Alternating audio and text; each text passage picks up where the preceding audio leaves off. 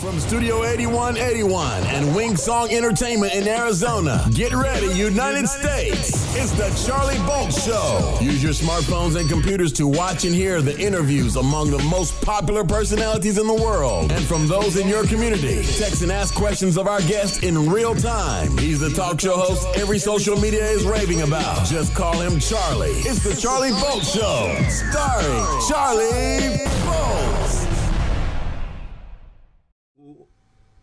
Welcome back, ladies and gentlemen. Once again, we have a fine show with a great guest. My name is Charlie. That is Charlie Bolt of the Charlie Bolt Talk Radio Pod Show. My guest for this afternoon is Doc Molen, Dr. Nathan Molen, and she's a fantastic writer, author, and educator. And we're going to get into her book, Ever Evolving. I want to find out why she came up with that title. Doc Molen, how you doing?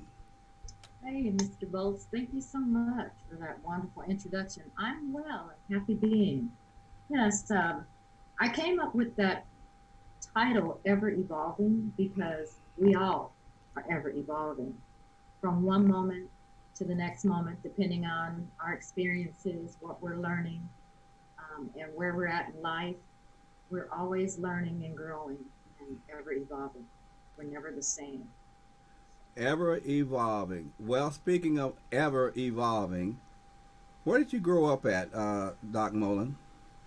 I grew up in Arizona. I'm a native. I was born in Arizona, so I grew up on the south side, as it's known, quote unquote, the south side of Arizona, South Phoenix. And I went to elementary schools there, and I went to high school at South Mountain High School as well. What was it like as a young African-American girl growing up in your time? What experiences that you went through in life that had an effect on what made you become an educator and get a doctorate? You know, the educational system was very different then because they believed in corporal punishment. Mm-hmm. So you could get swatted at school. When I was in school with those paddles, they'd bend you over and swat you with those paddles in my day. And there was a lot of racism and discrimination at South Mountain High School and rioting when I was there as well. Mm-hmm. But I was also influenced by a lot of educators, a lot of minority educators, leaders that were examples and role models of what educated people can be like in spite of their circumstances and conditions and what's going on. So, and I also, as a child, was in Handle Hope Good News Choir. I traveled and I sang, and I was into a kind of a Christian type of church atmosphere. So I've always had that as a foundation as well that kind of spurred me to do, you know, writing books and doing the things that I'm at right now. So I imagine, just like many of us as just a young person growing up, you had the challenges that come with that, but then being a female, that double other challenges that you may have had to face along the way. And at the same time, you were trying to get an education. Was it that difficult for you to see yourself away through the fog of all this, the troubles and situations that you went through to continue on your track? Who encouraged you to continue on your track to get a great education? You know, my adopted mother, I was adopted as a baby, and about 6 months old, I was adopted. And my adopted mother, she had many roles in educational experience. She was an LPN, she was a teacher in the Roosevelt School District. She also drove school bus. She had a lot of trades, and the one thing that she always said to me is that if you really want to have something and to be able to do things in life, you have to get your education. She'd always point and say, if not, you might be digging ditches, or you might be hotels, or you might have to have a job like that. So she'd always say, if you want that particular kind of car that you like, education is a way and an opportunity maker for you to have those things. So that really stayed, you know, in my spirit and in my heart, how important it is to get an education. It's great to have someone that's a life course or a life coach in your life. I can speak for myself in this area. If I would have had a life coach, I had a mother and everything, but her biggest challenge was just to take care of 6 children, and it was very difficult for her to give each one of us the attention that we needed. And I sometimes feel that if I would have had that life coach, just like you're talking here, I probably would have went much further in life than what I went. But this is not about me, but I can understand the importance of having a life coach, and your mother evidently was a great life coach for you. Now, the book, Ever Evolving, what was the spirit that brought this book about, Doc? The cover is designed primarily with the vision I had in mind. And it has a tree with multicolored butterflies. And the reason why I chose that is because we all go through different metamorphoses. We go through different changes in life, even with aging, relationships, growing up, school, religion. We're just ever evolving. And so the multicolored butterfly symbolizes that we're all different. We're all diverse. Mm-hmm. We're not the same. Even twins have their own DNA. They have their own personalities. There's no clone and no double of any one person. We're all designed originally. And that's how that ever evolving came about. I began to look at, just people, and that they could be raised a certain way, but that doesn't mean that is they're going to take that same route or Mm-hmm. believe that same way or even behave the way that they were taught to, because we're individualistic and we're ever evolving as individuals. Well, let's get into your book now. I'm going to leave this up to you. You can pick out however many of your short poems that describe you, your feelings, your viewpoint towards why you wanted to do this book and why that particular poem may be of interest to you, and you can share your inner feelings with our audience. Go ahead, Dr. Nathan. Okay. Well, on page 19, the poem I Let Go really is significant for me, because when you go through experiences and things, it's so easy to think negative and to continuously focus on what's not going right, who did this, and and those things. So when I wrote this poem, I Let Go, it is still prevalent, prominent, dominant in my life now, but it says, I let go of negative people and things. I break all chains. I let go of every spirit and sign, unlike God, that rings. I release, set free of all past and remains. I liberate, not tolerate. I unleash my free-flowing spirit. I unleash the wild love in me. I release myself totally in God to be in it. I am now totally free. I let go of all manly fleshly patterns. I let go and release anything and everything that is not ordained nor matters. It's not for me to carry. I let go and release everything that is not mine to carry. I am free of the past. I'm stepping into a new birth. I'm working towards new creations, forming new relations.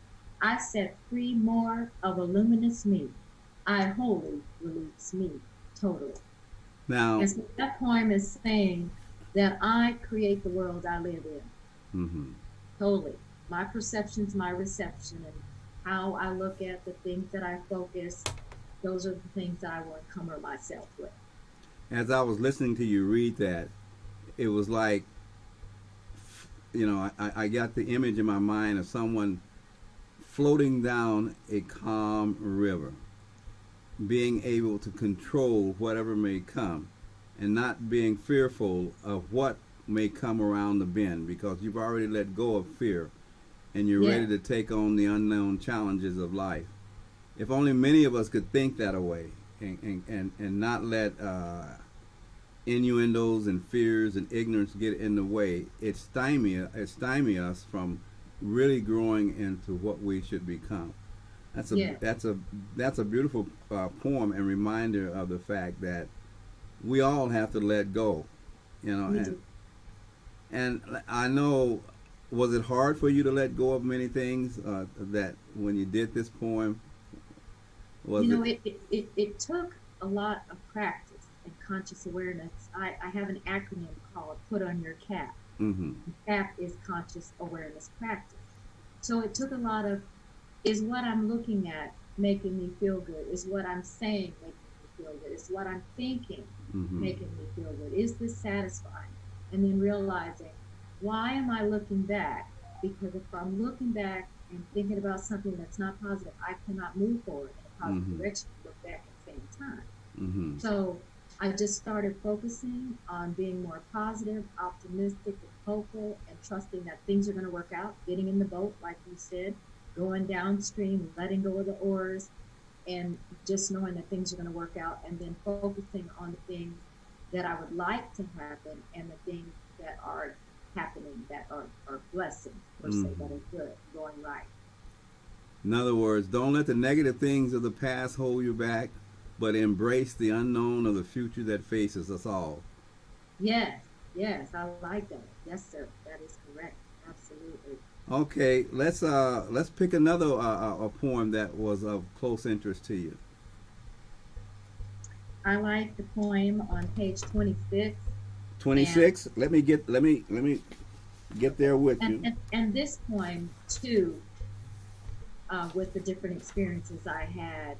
One day, I think someone had critiqued or gave me an opinion of some kind, or said something that necessarily wasn't agreeable with who I am, and so this poem, always, always, I wrote, and it says, always, always stay true to who you are.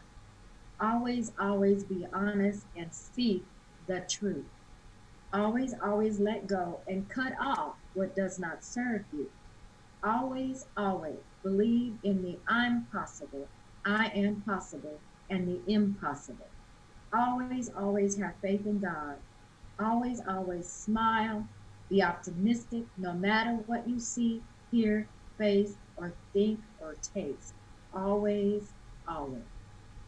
Now that's beautiful in its own self now, because you're emphasizing, from what I'm hearing when I hear you read that poem, always be positive. Do not let anything or anyone besmirch your spirit. You're control. You're in control. And when you say here, let go and cut off what does not serve you. Yeah. That's powerful, because it's very difficult for many of us to let go of things that have hurt us. We can't move on. And I'm not here to the belittle the pains that many of us go through, but and some of us go through some very serious pains in life. Yes. And what happens?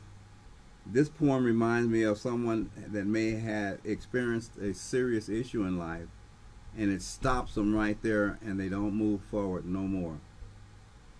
And Yes. They become what I would call a zombie human. Yes.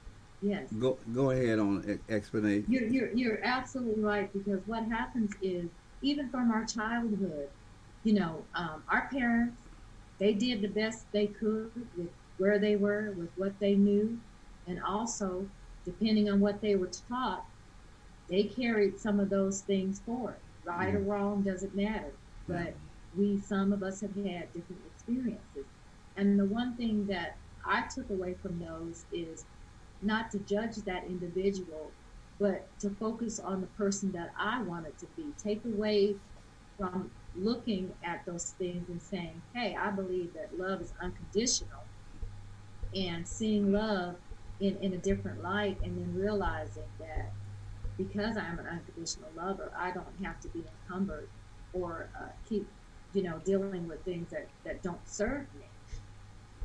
So, You know that word love, where you say here, always, always have faith in God. mm-hmm. Now, when you think about that, God always, always is in a merciful, forgiving mode. And it took me a long time to appreciate that. You know, if you are a person of love, you're not going to hold on to the ugliness of life because you can't progress. And that's a quality that helps me to appreciate that by being optimistic. This is a wonderful little poem here to help us all to appreciate. You can understand now why God says he loved the world so much he gave his only begotten son. Yes, yes. So if we could be that way, you know, and not hold on to painful things that hold us back from that love that we should be able to show towards one another, then we begin to get on a plateau of life that we begin to really sink in what life is really all about. It's always giving, moving forward, not looking for the negative. That's another one of you. You know, I'm glad we're kind of critiquing you. It's making me think here, you know. You can read someone else's words, but until you get into it, then you begin to get into their own mind and their soul. Before, how about go to page 64 when you get a chance? 54? 64. 64? Okay.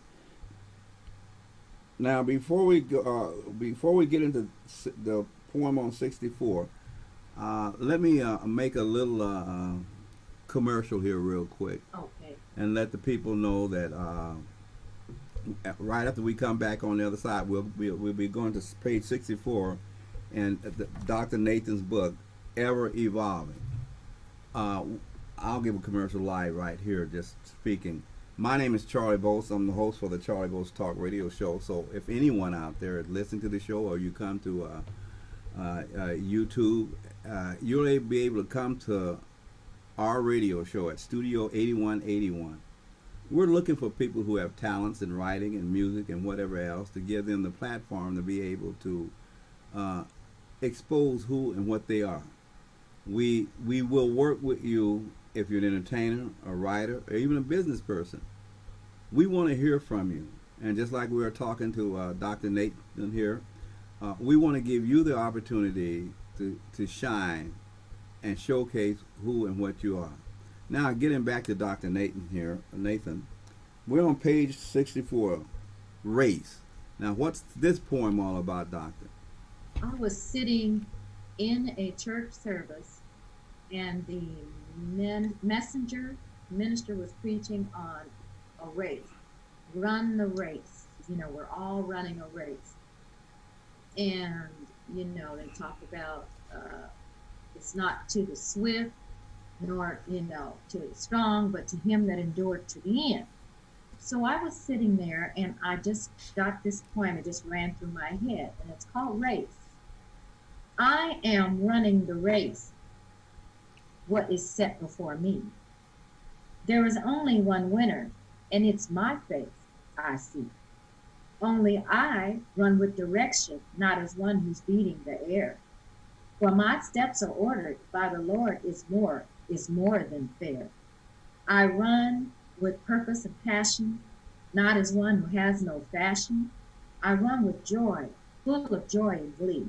I run because I have been made free. I walk and I'm not weary. I run not as one leery. I'm running. So this song, I mean, it is a song too. I write music as well, but this particular poem, Race, is there's no competition. There's only one me. So I'm not running the race against anyone else, because what would I be measured to when I am within myself, my own measurement? So the race I'm running is for myself, my own race, the race in life. And that is what I'm running. And that's the significance of this poem, is that there's no competition, no comparison. You are running your own race. We all have our own individual race. Now I'll tell you the thought that come in my head here in this poem. Life is a fun run, and if you run it, you will always be happy, because life is not to be wasted. You can't look back to the past. That's gone. But the future's in front of you, so run towards it. You know, that made me think about life is a fun run. You know, so it's supposed to be fun. Mr. Bolts. However, like you said, some people can't release and let go of the past. They can't let go of the pain, and they keep dragging it. And see, that's what a memory does. A memory will make you relive the experience all over. Mm-hmm. We can sit right now and think about something that happened that was traumatic to us or traumatized us, and we will feel the same feeling of the moment. And a lot of people do not know how to run the race with joy, to run the fun race, to enjoy the enjoyableness of each enjoyable moment, that we have. So you're right. It's supposed to be a fun run or fun walk. Dr. Nathan, where could any of our listeners or anyone that come to the website or go to YouTube be able to find your book? And if they want to get in touch with you, if you want to give them information, your email, if they want to get in touch with you about the book, give us that information right now, if you don't mind. Okay. Right now, the book is in the process of press release. And once the press release is out and the website link for that, then the book will be on Barnes & Noble. It'll be on Amazon.com, and it'll be on iPad. And so the book will be in paperback for $15.95 or $9.95 for digital. But if anyone is interested, in the meantime, if they email me at DOCMO Lynn, DocMoLynn, LYNN at gmail.com, I will make sure to send the link to them once the book is totally on the web, on Amazon, Barnes & Noble, and iPad, Apple. It sounds like you enjoyed writing this book, from your ability to explain what you were saying. What other poems do you have in mind here? I write the books daily because depending on where I'm at, I get inspired. So I keep a pad with me everywhere I go. I sleep in bed with a pad because sometimes I wake up in the middle of the night with these ideas. So I am continuously writing poetry. I have 2 other books I can publish right now. The next one will be called Joyful Expansion when I write my next book. On pages 66 and 67, that I had to look at that closely, the title, Who Am I and Who I Am? Yes. Why don't we delve into those 2 poems? Okay, wonderful. So, who am I? And that is not me asking anybody else. That is me contemplating and soul searching. Who am I? So, who am I? I am where I'm supposed to be. Happy and joyful. Present, now, here I see. Feeling good, at ease, calm, serene, fully at peace. I'm good. Everything is all right. I only see goodness, mercy, and victory in the present sight. I'm flowing downstream, moving in the now faith for me to redeem. All things work together for my good, to me who is called. I love you, Heavenly Father, your divine purpose. I am where I should be. Now, before we go to the next one, in this poem, it's like you're giving yourself kudos. You're saying, I'm all right with myself. Now, That's powerful. That's hard for many of us to say that of ourselves because our experiences in life. But when I run into people who live life and they say in the spirit of their life, I'm all right with myself, then I feel very comfortable around that person because it seems they have a hold on what life is all about. Run forward, be all right with it. Don't let nothing hold you back. And that's what I get out of this particular poem. Now, who I am, 67. Who I am. I have the mind of Christ, who thought it not robbery to be equal with God. I am Christ's bride, wrapped up in white light. God, my source, is my key, the key to open and close doors, making every path to me full entry. I come and I go, I fly, I float, I soar, the way is showed. I have everything I need. I have everything I see. I feel happy, joyful, eager, and excited for all things unfolding to me. Wow. That's beautiful because that tagline is right in with the first poem. Hmm. You have a relationship with someone, and that relationship is with someone that is happy all the time. He says, "I am the happy God," and so Yeah. it's frustrating for us though to live in a world where we see so much chaos going on.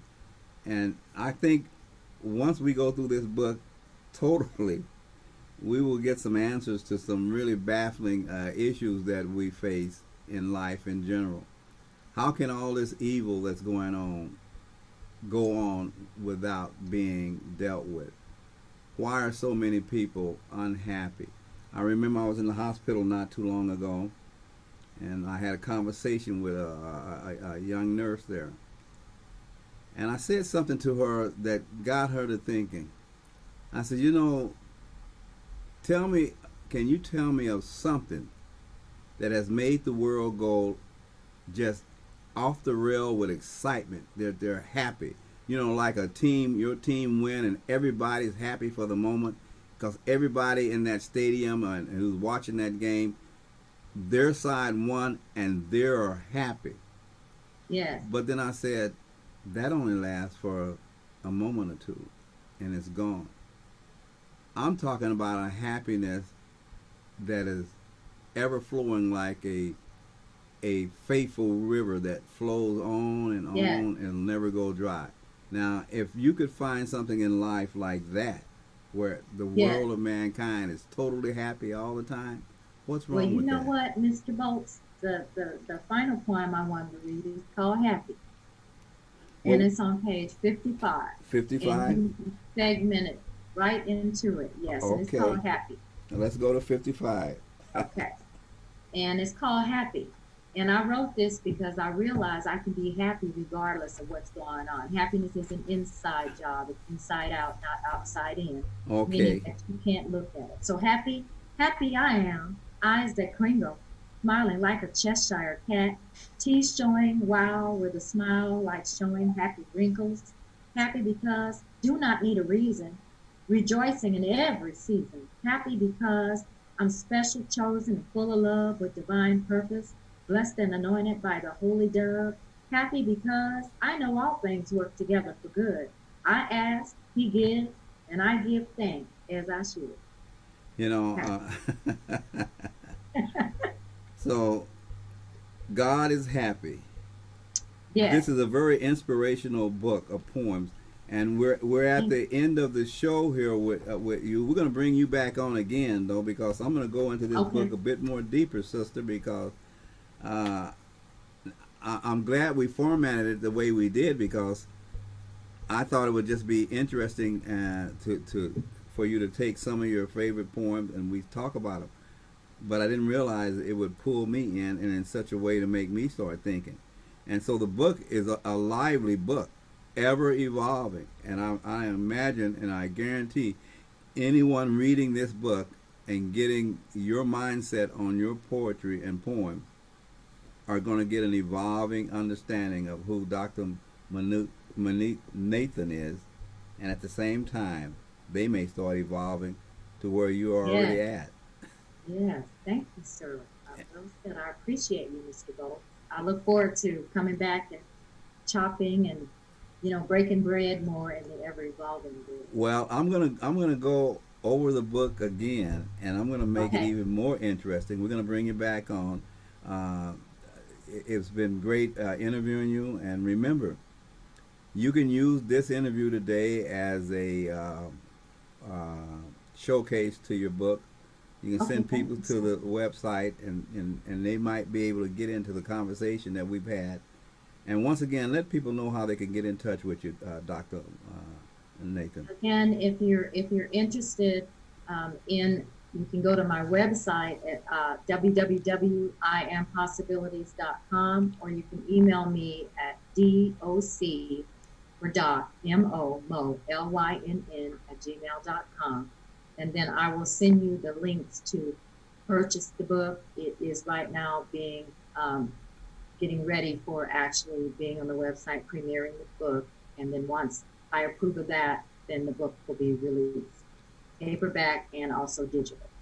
Thank you very much, Dr. Nathan. My guest for next week will be, we're going to entertain you with a jazz concert.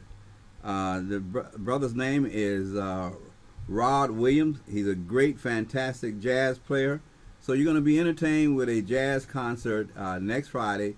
So tell all your friends, please show up and give support to the Charlie Boat Show, located at Studio 8181. Dr. Nathan, you take care. God bless you. Have a great day. Thank you. Bless you too, Mr. Rhodes. We'll talk to you soon. Bye-bye. Bye-bye.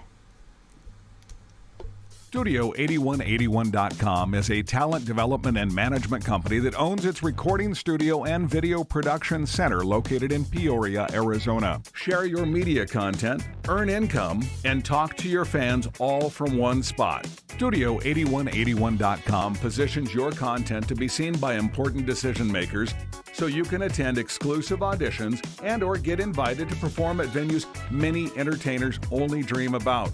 The producers and engineers are determined to create new opportunities for talents, aspirants, and future stars. Don't have the money to do a soundtrack or a promotional demo video? Not a problem. You can simply request and schedule an audition. If you have the talent, we want to hear from you. Get your entertainment website and more.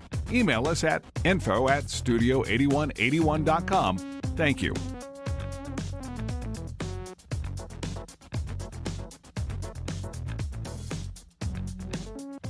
Cellphoneradio.org is redefining webcasting and podcast productions. We're uniquely positioned to help you take advantage of the digital world we all live in. So if you have an idea or content for a webcast show or a podcast show, we would like to hear from you. We offer an innovative way of funding and creating outstanding webcast and podcast shows to earn income for developers and viewers. Please enjoy our current posted shows and interact with the host. Ask questions in real time and or have one of our producers create a stunning digital advertisement spot for your company that can be inserted into our selected show schedules. Thank you.